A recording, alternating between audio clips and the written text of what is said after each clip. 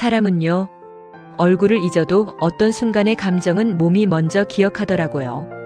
설명할 수는 없었지만 그 사람을 보는 순간 마음이 먼저 알아본 느낌이었습니다. 오늘 드릴 이야기는 시간이 지나도 지워지지 않는 한 사람의 마음에 대한 이야기입니다. 창문을 때리는 빗소리가 평소보다 더 사납게 들리던 어느 늦은 밤이었습니다. 경기도 변두리의 한 낡은 빌라 반지하 방. 그곳에는 곰팡이 냄새보다 더 지독한 공포가 서려 있었죠. 돈 내놔. 너 숨겨둔 거 다 아니까 빨리 내놓으라고. 날카로운 파열음과 함께 소주병이 벽에 부딪혀 산산조각이 났습니다. 유리 파편이 사방으로 튀었고 좁은 방은 순식간에 지옥으로 변했습니다. 선영은 본능적으로 5살 딸 별이를 품에 꼭 끌어안았네요. 하지만 돌아오는 건 무자비한 발길질 뿐이었습니다. 이게 아직도 정신을 못 차렸네. 내 손목이 날아가게 생겼는데 애새끼 타령이 나와? 한때는 성실했던 남편 철수. 도박에 손을 댄 뒤로 그는 이미 인간이길 포기한 짐승이었습니다. 장롱 밑에 몰래 숨겨둔 별이 유치원비 단돈 3만 원. 식당 설거지를 하며 피눈물 나게 모은 그 돈마저 빼앗으려는 남편을 보며 선영은 깨달았습니다. 여기 있다간 내 새끼가 먼저 죽겠구나. 선영은 철수의 팔을 잇는 힘껏 물어뜯고 별이를 번쩍 안아들었습니다. 뒤도 돌아보지 않고 현관문을 박차고 나갔죠. 밖에는 하늘에 구멍이라도 뚫린 듯 폭우가 퍼붓고 있었습니다. 신발을 신을 겨를조차 없었네요. 맨발이었습니다. 차가운 시멘트 바닥의 냉기가 발바닥을 타고 올라왔고 깨진 유리 조각인지 돌인지 모를 것들이 발을 찔러댔습니다. 하지만 아픔조차 느껴지지 않았습니다. 오직 하나 살아야 한다. 내 새끼 살려야 한다. 그 생각뿐이었습니다. 어느 골목 어귀 쓰레기 더미 옆에 주저앉았을 때였습니다. 엄마, 추워. 배고파. 파랗게 질린 아이의 그 한마디에 선영의 가슴은 갈기갈기 찢어졌습니다. 고아원에서 자라 친정 하나 없는 처지. 수중에는 단돈 10원도 없었습니다. 차라리 죽는 게 나을까 나쁜 생각이 스멀스멀 올라오던 찰나였습니다. 번개 사이로 전보대에 반쯤 찢겨나간 전단지 한 장이 보였습니다. 빗물에 젖어 글씨가 번졌지만 굵은 매직 문구만은 선명했죠. 청담동 입주 도우미 급구. 숙식 제공. 아이 동반 가능. 그건 마치 하늘이 내려준 동화줄 같았습니다. 선영은 피가 흐르는 맨발로 다시 일어섰네요. 별이를 등에 업고 희미한 빛이 보이는 그곳을 향해 절뚝이며 걸음을 옮겼습니다. 청담동 언덕 꼭대기 육중한 철문이 버티고 선 대저택 앞에 섰습니다. 마치 세상과 단절된 거대한 성체 같았죠. 누구십니까? 거짓골을 하고 여길 어디라고 들어와요? 입주 도우미 구하신다는 전단지 보고 왔습니다. 제발 문 좀 열어주세요. 아이가 비를 너무 많이 맞았어요. 잠시 후 철커덕하는 소리와 함께 대문이 열렸습니다. 정원을 지나 현관에 들어서자 화려한 실크 가운을 입은 여인이 천천히 내려왔습니다. 혜성그룹의 안주인 한정숙. 그녀는 마치 얼음 조각상처럼 차가웠습니다. 당장 내보내. 집에 애 울음소리 들리는 거 질색인 거 몰라? 어디 감히 혹을 달고 들어와. 정숙이 히스테릭하게 소리를 질렀습니다. 그녀에게 아이의 울음소리는 27년 전 딸을 잃어버린 죄책감을 찌르는 칼날이었으니까요. 선영은 차가운 대리석 바닥에 무릎을 꿇고 이마를 찌우며 빌었습니다. 사모님 잘못했습니다. 시키는 건 뭐든 다 할게요. 제발 한 번만 살려주세요. 선영의 이마에서 흐른 피가 대리석을 적실 때 기적 같은 일이 일어났습니다. 별이가 울음을 뚝 그치더니 고사리 같은 손으로 정숙의 치맛자락을 잡은 겁니다. 할머니 배고파요, 밥 주세요. 그 목소리, 그리고 눈물 젖은 큰 눈망울. 순간 정숙은 숨이 멎는 듯 했습니다. 27년 전 잃어버렸던 딸 지수가 배고프다며 보채던 그 모습과 너무나 똑같았기 때문이죠. 정숙은 차갑게 쏘아붙이고는 2층으로 올라가 버렸지만 떨리는 어깨를 감추지는 못했습니다. 밤 니에부터 먹여 시끄러워 못 듣겠으니까. 곰팡내 나는 좁은 별채 쪽방이었지만 선영에게는 궁전이나 다름없었습니다. 따뜻한 물이 나왔고 비를 피할 지붕이 있었으니까요. 선영은 식은 밥덩이를 별이에게 먹이며 다짐했습니다. 별이야, 이제 살았어. 엄마가 여기서 죽을 힘을 다해서 일할게. 반드시 살아남을게. 창밖에는 여전히 비가 내리고 있었지만 선영의 가슴 속에는 아주 작은 불씨 하나가 켜졌습니다. 하지만 선영은 아직 몰랐습니다. 이 얼음 같은 성의 주인들이 자신이 평생을 그리워하던 부모님이라는 사실을, 그리고 이 운명적인 만남이 얼마나 모진 시련과 기적을 몰고 올지를 말입니다. 자, 과연 선영은 이 집에서 무사히 살아남아 잃어버린 제 이름을 찾을 수 있을까요? 이어질 놀라운 이야기를 기대해 주세요. 별이에게 식은 밥물 한 숟가락을 떠먹이고 나서야 선영은 참았던 숨을 몰아쉬었습니다. 빗물에 불어 터진 맨발에는 피딱지가 안 잤고 온몸은 두들겨 맞은 듯 쑤셔왔네요. 하지만 아이의 고른 숨소리를 들으니 그제야 이곳이 지옥밖이라는 게 실감났습니다. 선영은 젖은 옷가지를 짜내며 창밖에 거대한 본체를 올려다보았습니다. 다음 날 새벽부터 저택의 일과는 전쟁터 같았습니다. 선영은 먼지 하나 허용하지 않는 조 실장의 서슬, 퍼런 감시 아래 대저택의 바닥을 무릎으로 기며 닦고 또 닦았습니다. 손마디가 갈라지고 허리가 끊어질 듯 아파왔지만 쉴 틈은 없었죠. 이보세요, 이선영 씨. 여긴 당신이 살던 구멍가게가 아닙니다. 사모님 심기를 건드리면 그날로 짐 싸야 한다는 거 잊지 마세요. 집사의 날 선 경고에도 선영은 묵묵히 고개를 숙였습니다. 그러던 중 저택 안이 유독 무거운 침묵에 잠긴 날이 찾아왔습니다. 바로 정숙이 27년 전 잃어버린 딸 지수의 제삿날이었네요.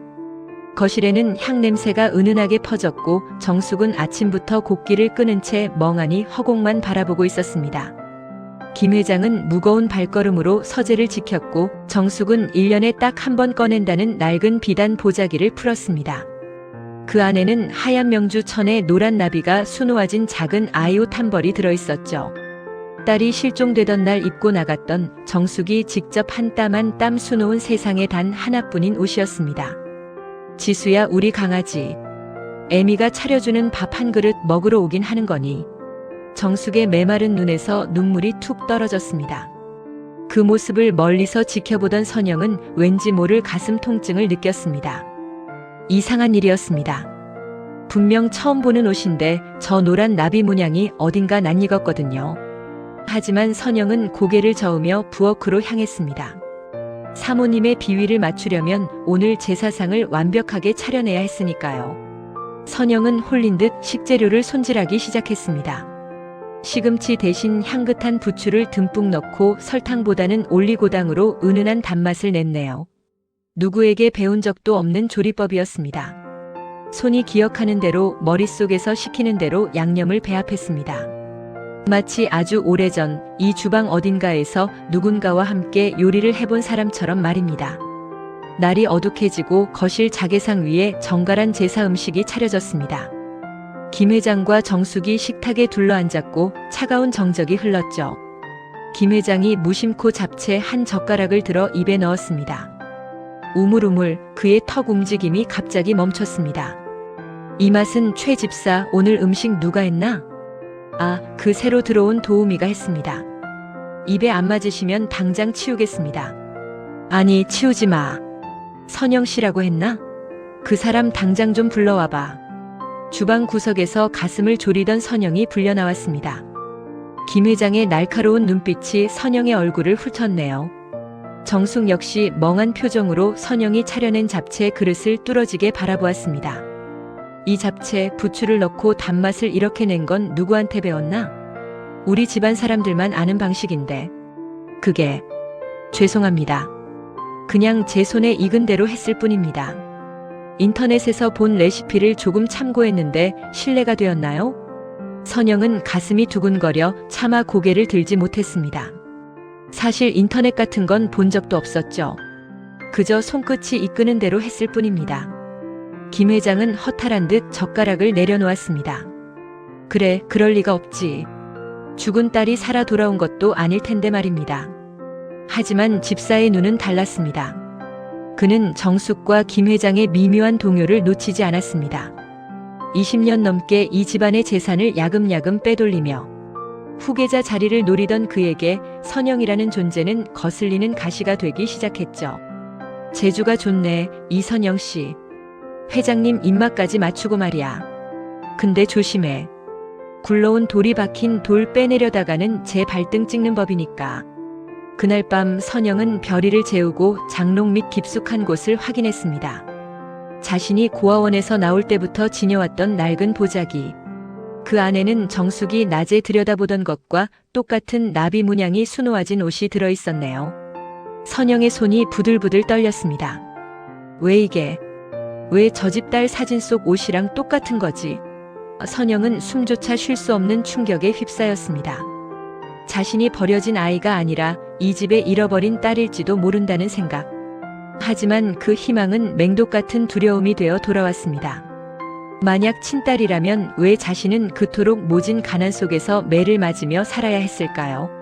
선영은 서러움에 북받쳐 입을 틀어막고 소리 없이 울었습니다. 바로 벽 너머에 부모님이 계시는데 부모님을 부모님이라 부르지 못한 채 하녀처럼 일해야 하는 이 기막힌 운명 앞에서 말이죠. 하지만 선영은 몰랐습니다.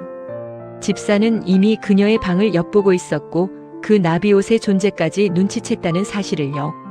이제 막 싹트기 시작한 진실의 싹을 짓밟으려는 어둠의 그림자가 선영의 뒤를 바짝 쫓고 있었습니다. 과연 선영은 자신을 옥죄어오는 집사의 음모를 이겨내고 잃어버린 부모님을 되찾을 수 있을까요? 진실이 밝혀지려는 찰나 더 큰 위기가 선영을 기다리고 있습니다. 선영은 밤새 잠을 이루지 못했습니다. 낡은 보자기 속 나비자수를 손끝으로 더듬으며 터질 것 같은 심장을 달래야 했죠. 설마 하는 기대감은 이내 그럴 리 없다는 자책으로 변했습니다. 하지만 이미 던져진 의문의 불씨는 선영의 가슴을 새까맣게 태우고 있었습니다.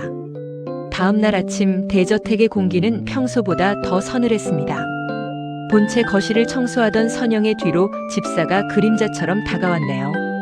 그의 입가에는 비릿한 미소가 걸려 있었습니다. 마치 사냥감을 몰아넣는 포식자의 얼굴이었죠. 이선영 씨, 오늘 사모님 외출하시니까 안방 청소 좀 구석구석 해둬요. 특히 그 자개장 쪽 말이야. 선영은 아무 의심 없이 안방으로 향했습니다. 무릎을 꿇고 바닥을 닦던 그때 침대 밑으로 반짝이는 무언가가 보였습니다. 손을 뻗어 꺼내보니 정숙이 아끼던 물방울 다이아몬드 반지였네요. 선영은 주인을 찾아주려 반지를 챙겨들었습니다. 바로 그 순간 약속이라도 한 듯 문이 벌컥 열리며 정숙과 집사들이 닥쳤습니다. 내 반지. 너 지금 내 반지에 손 댄 거니? 세상에 은혜를 원수로 갚아도 유분수지. 제가 뭐라 그랬습니까, 사모님? 근본 없는 사람은 드리는 게 아니라고요. 당장 가방 뒤져보겠습니다. 선영의 가방이 거실 바닥에 내팽개쳐졌습니다. 쏟아진 짐 사이로 선영이 목숨처럼 아끼던 낡은 나비자수 옷이 튀어나왔죠. 정숙의 눈이 경악으로 커졌습니다. 하지만 집사는 기회를 놓치지 않았습니다. 그는 선영이 정숙의 옷을 훔쳐 복제품을 만들었다며 선영을 파렴치한 도둑으로 몰아세웠네요. 아닙니다. 이건 제가 아주 어릴 때부터 가지고 있던 거예요. 정말이에요, 사모님. 하지만 정숙은 배신감에 몸을 떨며 선영의 뺨을 세차게 후려쳤습니다. 선영의 고개가 돌아갔고 입가에서 비릿한 피 냄새가 올라왔습니다. 억울함에 목이 메어 아무 말도 나오지 않았네요. 그런데 비극은 여기서 끝이 아니었습니다. 굳게 닫혔던 대문이 거칠게 열리며 낯익은 고함이 들려왔습니다. 사채업자들에게 쫓기던 남편 철수였습니다.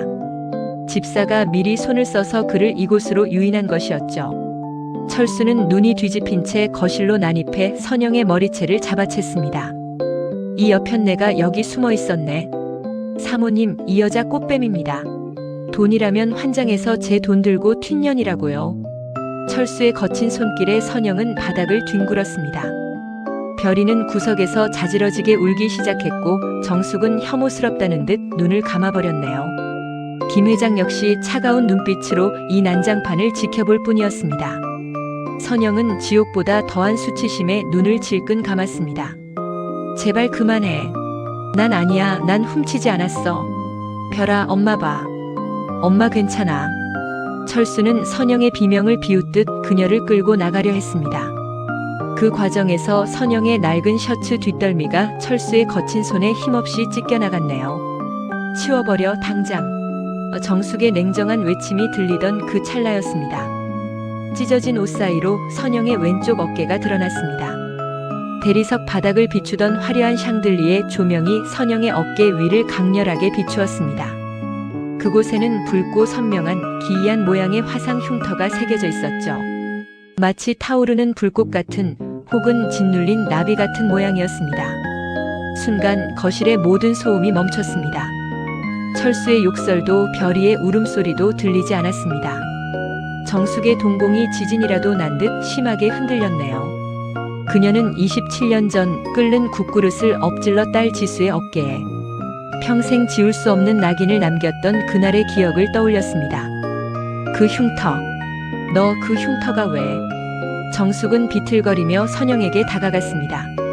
차가웠던 안주인의 손이 선영의 거친 어깨를 더듬었네요. 흉터를 어루만지는 정숙의 손가락이 가늘게 떨렸습니다.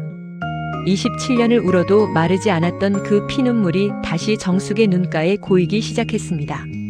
하지만 집사는 상황을 직감하고 마지막 발악을 했습니다. 철수를 재촉해 선영을 끌어내라고 소리쳤죠.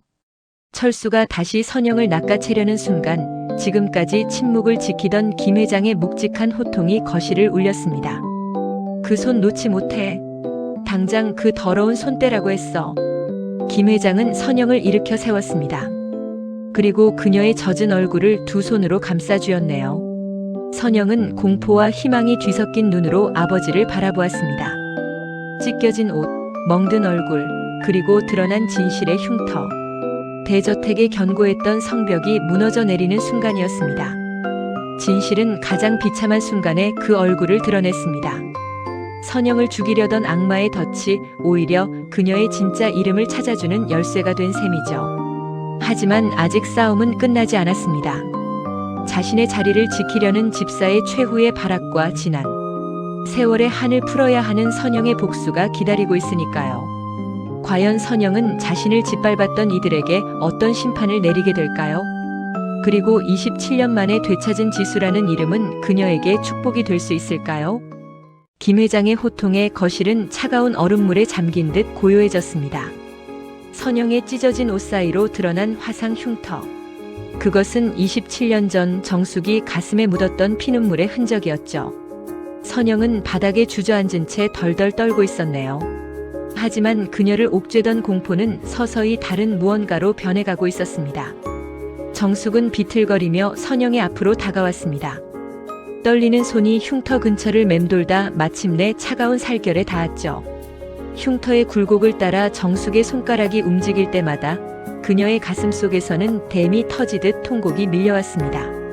이게 왜 내 어깨에 있어? 내 손으로 끓는 국을 쏟아 만든 내 새끼 낙인인데 내가 왜 이걸 달고 내 집 부엌대기로 있었던 거야? 정숙은 선영을 품에 안고 바닥을 뒹굴며 울었습니다. 선영 역시 영문도 모른 채 정숙의 품속에서 참았던 울음을 터뜨렸네요. 엄마라고요? 선영의 입술이 파르르 떨렸습니다. 하지만 감동적인 재회를 가로막는 방해꾼은 여전히 그곳에 있었습니다. 사모님 정신 차리세요. 흉터는 비슷하게 만들 수 있습니다. 저 꽃뱀 같은 여자의 수작이라니까요. 집사의 외침에 철수도 덩달아 거들었습니다. 선영의 머리채를 다시 잡으려 손을 뻗었죠. 하지만 그 손이 닿기도 전 김 회장의 묵직한 구둣발이 철수의 복부를 걷어찼습니다. 당장 이 버러지 같은 놈을 끌어내. 감히 누구 몸에 손을 대. 김 회장의 지시에 검은 정장의 보안 요원들이 들이닥쳤습니다. 철수는 비명을 지르며 질질 끌려나갔고 거실에는 다시 서늘한 공기가 감돌았습니다. 김 회장은 집사를 향해 천천히 고개를 돌렸네요. 그의 눈은 이미 모든 진실을 꿰뚫어 보고 있었습니다. 다음 날 아침 유전자 검사 결과가 적힌 서류 봉투가 김 회장의 책상 위에 놓였습니다. 결과는 친자 일치 확률 99.9%. 27년간 지옥을 헤매던 부모에게 내려진 기적 같은 판결문이었죠. 하지만 김 회장은 기쁨에 앞서 분노를 선택했습니다. 자신의 딸을 도둑으로 몰고 그 인생을 짓밟으려 했던 배신자들을 용서할 수 없었으니까요. 집사, 자네가 지난 10년간 빼돌린 공급 내역, 그리고 저 인간 말종 같은 놈을 매수해서 내 딸을 모함한 증거 여기 다 있네. 집사의 얼굴이 흑빛으로 변했습니다. 무릎을 꿇고 애원했지만 김 회장의 자비는 이미 말라버린 지 오래였죠. 자네가 내 딸에게 준 고통 10,000배로 돌려주지. 김 회장의 낮은 목소리는 사형 선고나 다름없었습니다. 집사는 그 길로 수갑이 채워진 채 끌려나갔네요. 선영을 괴롭히던 남편 철수의 종말은 더 처참했습니다. 김 회장은 철수의 사채 빚을 모두 사들였죠. 그리고 합법적인 모든 수단을 동원해 그를 평생 감옥에서 썩게 만들었습니다. 선영의 삶을 좀먹던 기생충들이 한순간에 박멸되는 순간이었습니다. 폭풍이 지나간 자리 대저택에는 처음으로 따스한 온기가 감돌았습니다. 정숙은 정성껏 지은 밥상을 차려 선영과 별이 앞에 놓았네요. 27년 전 못다 준 사랑을 한 그릇의 밥에 담아내듯 말입니다. 선영은 낯선 대리석 식탁 위에서 고향의 냄새를 맡았습니다. 엄마, 밥이 참 맛있어요. 이상해요. 한 번도 먹어본 적 없는데 왜 눈물이 나죠? 선영의 부르짖음에 정숙은 딸의 거친 손을 꼭 잡았습니다. 식당 일을 하며 튼 손마디, 뜨거운 기름에 데인 상처들. 그 모든 고난의 흔적을 정숙은 자신의 입술로 보듬었네요. 미안하다 지수야. 애미가 못나서 내 새끼를 바로 앞에 두고도 못 알아보고 그 모진 말을 쏟았어. 정말 미안해. 선영은 이제 더 이상 도망치는 선영이 아니었습니다. 사랑받기 위해 태어난 지수로 돌아온 것이죠. 별이는 할아버지인 김 회장의 무릎에 앉아 배시시 웃고 있었고 김 회장은 그런 손녀의 머리를 쓰다듬으며 인자한 미소를 지었습니다. 어둠이 깊을수록 별은 더 밝게 빛난다고 하죠. 선영의 인생을 덮쳤던 그 칠흑 같은 밤은 가고 이제 눈부신 아침 해가 떠오르고 있었습니다. 갈등의 실타래는 풀렸고 상처 입은 나비는 마침내 안식처를 찾았습니다. 하지만 지수에게는 아직 할 일이 남았습니다. 자신처럼 아픈 사연을 가진 이들을 위해 그리고 온전한 내면의 성장을 위해 그녀는 새로운 길을 준비하기 시작했네요. 저택을 가득 채웠던 비명과 통곡이 잦아든 자리에는 적막함 대신 조용한 일상이 깃들었습니다. 창밖에는 어느덧 모진 겨울비를 이겨낸 연두빛 싹들이 고개를 내밀고 있네요. 선영, 아니 이제는 지수라는 이름이 제법 익숙해진 그녀가 이른 아침 주방에 불을 켭니다. 지수는 가장 먼저 커다란 냄비에 물을 올립니다. 예전처럼 쫓기듯 서두르지 않습니다. 정성스럽게 쌀을 씻고 고소한 참기름 향을 내며 소고기를 볶는 손길에는 여유가 묻어납니다. 보글보글 끓어오르는 미역국 냄새가 복도를 타고 2층 안방까지 천천히 스며듭니다. 정숙이 가운을 걸치고 내려와 지수의 곁에 섭니다. 예전에 그 서슬 퍼런 눈빛은 온데간데 없네요. 정숙은 딸의 굽은 등을 가만히 쓸어내리다 지수가 무심결에 올려둔 행주를 대신 개어놓습니다. 지수야, 어깨는 좀 어떠니? 비우려고 하면 아직도 쑤셔? 괜찮아요, 엄마. 이제 이 흉터가 하나도 안 미워요. 그냥 제가 엄마 딸이라는 도장 같아서 마음이 놓여요. 지수는 싱긋 웃으며 국자로 국물 맛을 봅니다. 그러고는 간이 딱 맞다며 정숙의 입가에 한 숟가락을 가져다 대네요. 두 사람의 시선이 마주치고 주방에는 은은한 웃음소리가 번집니다. 거실 한쪽에서는 김 회장이 별이를 무릎에 앉히고 동화책을 읽어주고 있습니다. 지수는 요즘 매주 수요일이면 작은 가방을 챙겨 집을 나섭니다. 재단 건물 옥상에 마련된 작은 텃밭에 물을 주고 자신처럼 맨발로 세상에 내던져졌던 아이들을 만납니다. 그곳에서 지수는 긴 말을 하지 않습니다. 그저 아이들의 차가워진 손을 잡아주고 따뜻한 밥 한 끼를 같이 먹을 뿐입니다. 집으로 돌아오는 길, 지수는 시장 모퉁이에 잠시 멈춰 섭니다. 예전에 자신이 비를 피하며 떨고 있던 그 전봇대 앞입니다. 전단지는 이미 다 떼어져 깨끗해졌지만 지수는 그 자리를 한참 동안 바라봅니다. 손가락 끝으로 거친 전봇대의 질감을 느껴보기도 하고 깊은 숨을 들이마셔 봅니다. 저녁이 되자 대저택의 정원에 조명이 하나둘 켜집니다. 지수는 거실 통창 너머로 해가 저무는 풍경을 지켜봅니다. 별이가 마당에서 강아지와 뛰어노는 그림자가 길게 늘어지네요. 지수는 서랍 깊숙한 곳에서 예전에 그 낡은 나비자수 옷을 꺼냅니다. 이제는 해지고 작아져 버린 옷이지만 지수는 그것을 정갈하게 다려 정숙의 명주 옷 옆에 나란히 걸어둡니다. 김 회장이 지수의 곁으로 다가와 어깨를 다독입니다. 지수는 아버지의 손등 위에 자신의 손을 포개봅니다. 예전에는 그렇게도 멀고 높게만 느껴졌던 이 집의 천장이 이제는 자신을 온전히 감싸주는 포근한 요람처럼 느껴집니다. 지수는 조용히 창을 닫고 커튼을 칩니다. 지수는 잠들기 전 별이의 머리칼을 쓸어 넘겨줍니다. 아이의 고른 숨소리가 방 안에 가득 차네요. 창밖에는 봄바람에 흔들리는 꽃잎들이 나비처럼 춤을 추고 있습니다. 지수는 문득 자신의 어깨를 만져봅니다. 흉터가 있던 자리가 더 이상 화끈거리지 않습니다. 모진 바람을 견디고 날아온 나비는 이제 이곳에서 긴 잠을 청합니다. 세상의 모든 문이 닫힌 것 같았던 그 빗속의 밤은 어쩌면 이 따뜻한 등불 아래로 오기 위한 긴 여정이었는지도 모릅니다. 당신을 지탱해온 그 아픈 흉터도 언젠가는 가장 아름다운 날개가 되어주지 않을까요? 거칠었던 당신의 삶이 오늘은 부디 포근한 집을 만나 편히 쉴 수 있기를 진심으로 기원합니다. 오늘의 이야기는 여기까지입니다. 급하지 않게 필요할 때 다시 찾아올 수 있는 채널이 되겠습니다.